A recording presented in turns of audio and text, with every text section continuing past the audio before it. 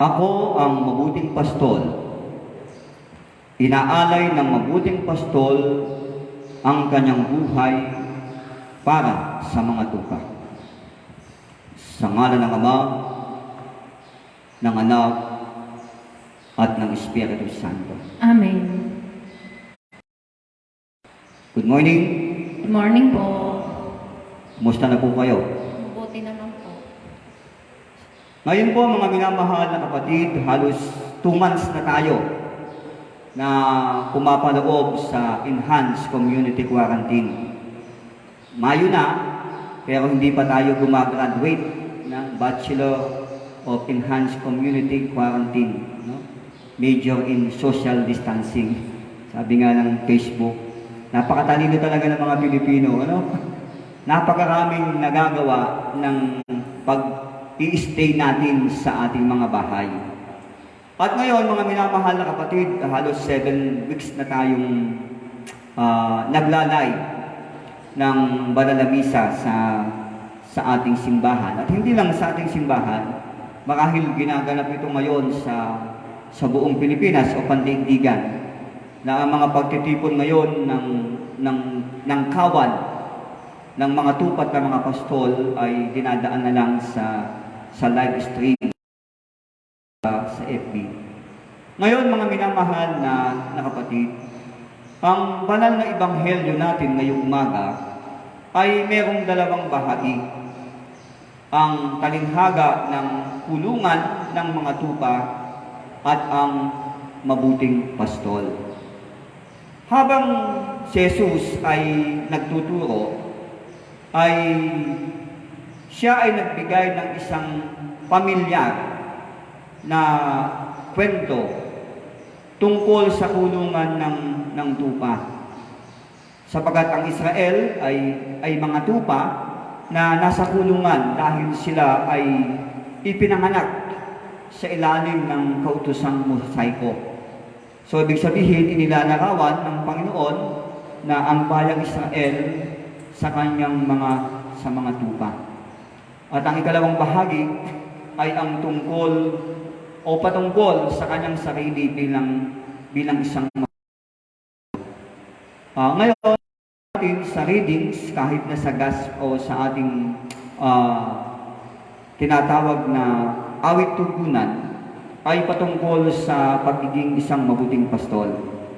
Ano nga ba ang ibig sabihin ng pagiging mabuting pastol? At galing mismo sa Panginoon, sa kanyang sinabi sa banal na ebanghelyo, ang pagiging isang mabuting pastol, ang pagkapastol ng tupa ay isang ordinaryong hanap buhay noon sa kapanahunan ng Panginoon.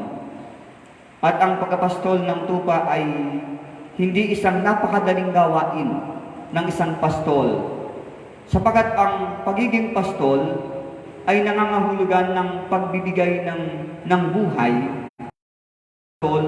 para sa kanyang mga tupa. Sapagat napakahalagang pangalagaan ng isang pastol ang kanyang tupa. Sapagat sa mga tupa, doon nanggagaling ang kanyang ikabubuhay. At inilarawan, mga minamahal na kapatid ng Panginoon, na kapag ang isang upahang pastol, kapag dumarating ang asong gubat o mga mababangis na hayop, tumatakas ang upahang pastol, sapagkat sinabi ng Panginoon na wala silang malasakit sa mga tupa at hindi sa kanila ang mga tupa.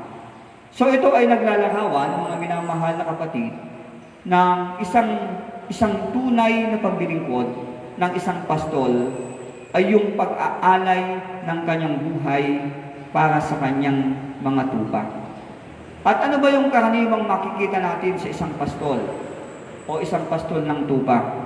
Karaniwang gamit ng pastol ng tupa ay yung kanyang tungkod.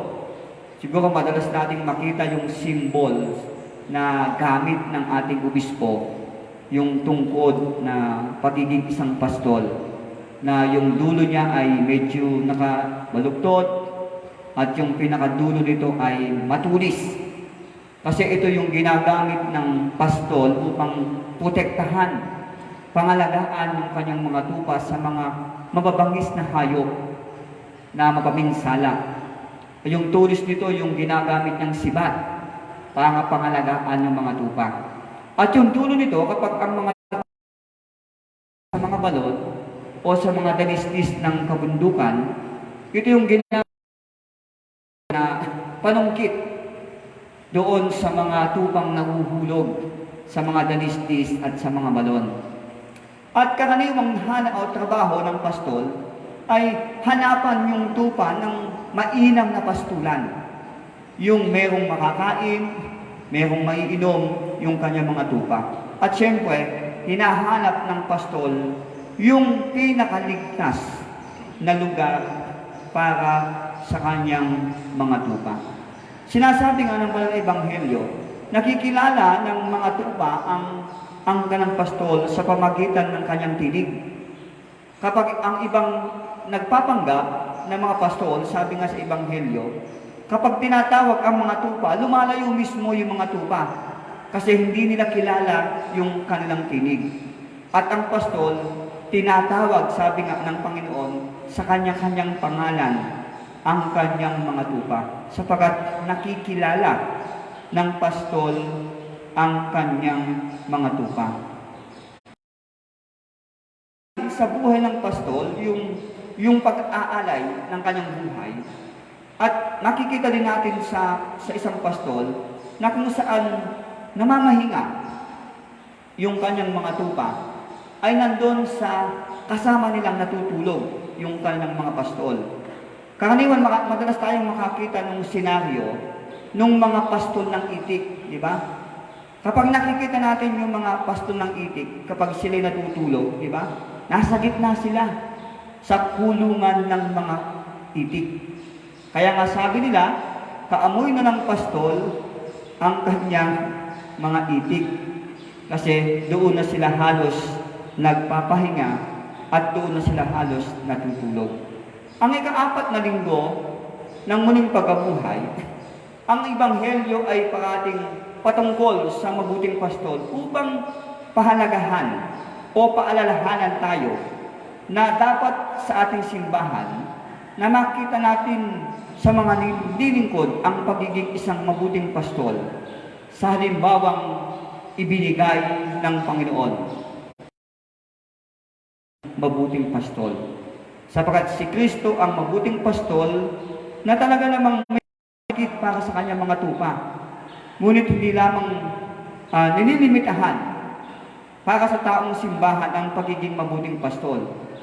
Minsan nga sinabi ng isang bagitong pari, sabi niya, naninito ako sa kalagayan natin ngayon bilang isang pastol.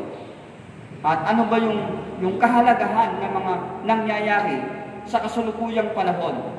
Sabi niya kasi marami ngayon sa atin yung nagiging political pastor kesa doon sa spiritual pastor. Sa katunayan, mga minamahal na kapatid, ang mga taong namumuno, mga nangangalaga sa atin, ay maituturing din natin silang mga pastol. Napapanahon at akmang-akma sa ating panahon na tayo ngayon ay dumaranas ng napakalaking krisis at sumusubok sa ating mga itinuturing na mga pastol. Pero dapat nating tandaan na ang ating simbahan ay kailanman kailangan ng isang spiritual pastor kaysa sa political pastor. Sapagkat ito yung nangangalaga sa spiritual na nakatayuan at pamumuhay ng kanyang mga tupa.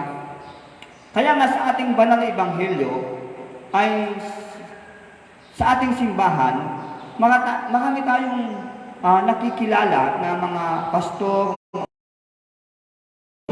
biyasa sa mga sistema, sa mga pamumuno, may karisma sa masa, magaling sa pagsalita, magaling ang utak sa paggawa ng mga programa. At masasabing sila yung mga magpastol ng ating simbahan. Pero dapat natin ding makita sa pagiging isang pastol ng simbahan ay yung tinatawag na leadership by example, na yung kanyang itinuturo, yung kanyang halimbawa ng pangangaral ay nakikita sa kanyang pamumuhay. Leadership by example. Napakahalaga sa isang pastol ng simbahan ngayon na makita sa kanya ang ibig sabihin ng kanyang ipinapangaral. Isang halimbawa, paano mangangaral ang isang pastol na kayong mga membro ay dapat magsimba kung ang mismong pamilya, mismong kanyang pamilya ay hindi niya mainggan yung magsimba? Paano siyang magsasabi na magbigay kayo sa simbahan sapagkat ito yung kailangan at ito yung tungkulin natin bilang isang tupa ng simbahan? Pero mismo siya o kanyang pamilya ay hindi nakakaloob para sa simbahan. Paano siya mangangaral ng pag-ibig kung ang kanyang puno ng sama ng loob? Paano siyang mangangaral na magbigayan kayo kung siya mismo ay hindi nagpapakita ng tunay ng kahulugan ng pagbibigay? Kaya nga mga minamahal na kapatid sa Panginoon, sa panahon po ng krisis na kinakaharap natin ngayon, hindi po ang ating simbahan o hindi lang gobyerno yung naharap sa krisis. Kahit ang ating simbahan ay naharap sa isang napakatinding krisis. Na ngayon alam naman natin ang buhay ng simbahan, ng Iglesia Pilipina Independiente, karamihan sa mga parokya ay dumidepende lamang sa kakayahan na maihandog ng kanyang mga tupa. Simbahan ay dumidepende sa kakayahan ng pagtugon sa panawagan upang mabuhay ang simbahan. Halos 2 buwan na, magtatatlong buwan sa papasok na 15 o 17. Nakita natin na kumbaga sa isang senaryo na aandap-andap na yung pinansyal na kapasidad ng simbahan upang tugunan yung pangangailangan ng kanyang simbahan o ng ating simbahan. At kung ating titignan, mga minamahal na kapatid, sa panahong ito, napakagandang tignan natin yung sinasabi ng gawa ng mga apostol sa Kabanata 2, talata 44 at 45, na binasa natin sa unang pagbasa, na nakakatipon lagi ang mga alagad, at sa kanang pagtitipon, sila ay nagbabahagian ng mga bagay na meron sila. Sinasabi nga doon, ipinagbibili ng mga tupa ang kanilang mga ari-arian at ipinamimigay sa pangangailangan ng bawat isa. Ganon din sana yung sistema na nakikita natin ngayon sa ating gobyerno. Hindi lang naman mahihirap ang tinamaan ng coronavirus. Hindi lang naman mahihirap ang tinamaan ng SQ. Hindi lang naman sila nawala ng hanap buhay o lahat ng kanilang ikabubuhay. Kung hindi, lahat tayo. Minsan marami sa atin yung umaangal, di ba? Hindi nakatanggap ng SAP. Hindi nabiyayaan ng tulong mula sa gobyerno. Kasi nga, sabi nila, pinipili ang pinakamahirap sa mga mas mahihirap, di ba? Hindi lang naman mahihirap ang tinamaan, kundi lahat naman tayo dumaranas ng kahirapang dulot ng pandaigdigang epidemyang ito. Kaya nga marami sa atin yung nagagalit sa DSWD, nagagalit sa barangay, nagagalit kay Mayor, di ba? Dahil hindi sila bigyan ng operasyon. Wala silang 6'5" sa madaling salita. Pero ngayon mga minamahal na kapatid, kaya nga nananawagan tayo madalas. Last month, nanawagan tayo na dapat magkaroon tayo ng isang aksyon na yung mga meron at hindi naman nahihirapan sa buhay ay mag-ambag din ng tulong para sa kapwa natin. Kaya nga last month, bago tayo Biyernes Santo, di ba? Huwebes Santo, nagbigay ang mga youth, nagdala sa mga bahay-bahay. Kahit alam nating napakaliit na bahagi lamang yon, Pero alam natin sa panahon yun ay napakalaking tulong yun para sa mga nangangailangan. Kaya nga napakaganda ngayon, tingnan natin mga minamahal na kapatid, hindi lang sa mga nakikinig o maging nanonood sa ating mga bahay, mga kapwa natin mga Agripayano, na alam ko naman bukas ang inyong palad, bukas ang inyong puso sa pagbibigay. Sana po bilang tupa tayo at bilang pastol. Ako po natutuwa, sabi nga nila, na sa kabila ng krisis, hindi kami pinababayaan ng mga tupa. Madalas may mga nagbibigay, kaya siguro nananaba yung aking pamilya.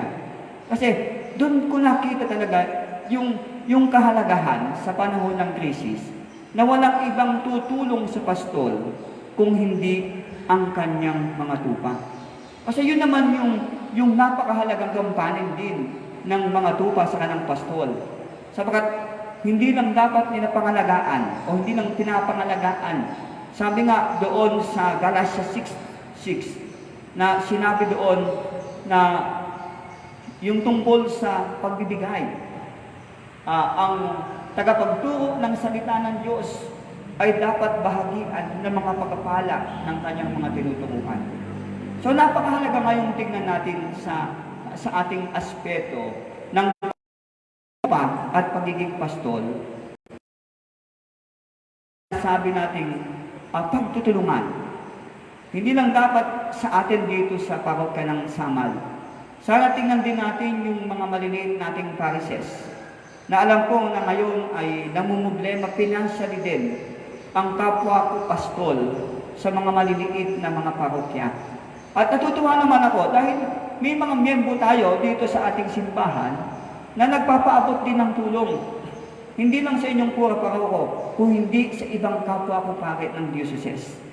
At alam ko po sa panahong ito, mga minamahal na kapatid, napakahirap talagang maging bukas tayo sa pagtulong. Pero tingnan din sana po natin sa kahalagahan ito, tutulungan sa mga panahong ito. Dapat nagtutulungan ngayon sa mga panahong ito at yung kanyang mga pastol. At harinawa, mga minamahal na kapatid, bilang tupa tayo, tupa ng isang pastol, walang iba kung hindi ang Panginoong Diyos. Tandaan natin, hindi tayo pababayaan ng ating pastol. Ibibigay ng pastol ang ating mga pangangailangan. Ibibigay ng pastol ang kahalagahan ng kanyang sarili upang magkaroon tayo ng mga bagay na kailangan natin sa buhay.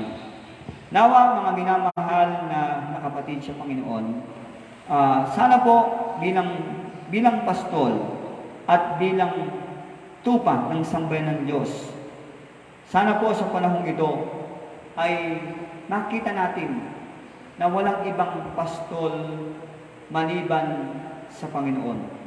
Siya ang tunay na pastol na nagbigay ng kanyang buhay para sa atin at nagbigay sa atin ng ganap na kaligtasan. Sa ngalan ng Ama, ng Espiritu Santo. Amen.